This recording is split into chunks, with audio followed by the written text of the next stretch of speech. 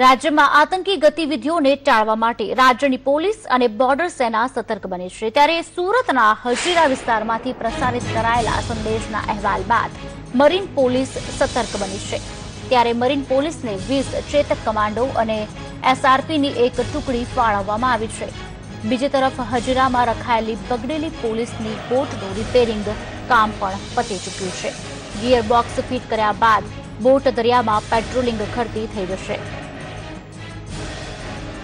સતત અહેવાલ બાદ છેવટે હવે મરીન પોલીસને ફોર્સ મળવામાં આવી છે। જોવા જાય તો પહેલે માત્ર જે 11નો સ્ટાફ હતો ઇન્ચાર્જ પીઆઈ સહિતનો, તેની સામે હવે એસઆરપી જવાનો પણ ફાળવવામાં આવ્યા છે। ઉપરાંત મરીન કમાન્ડોઝની પણ એક ટીમને હવે મરીન પોલીસ સ્ટેશનને સુપ્રત કરવામાં આવી છે, જેથી હવે કહી શકાય કે જે સુરત મરીન પોલીસની જે નબળાઈ હતી તે હવે ઓછી થઈ ગઈ છે અને આવનારા દિવસોમાં જે બોટ છે એનું ગિયર બોક્સ પણ બનીને આવી ગયું છે, જેથી હવે એનું ફિટિંગનું કામકાજ ચાલી રહ્યું છે।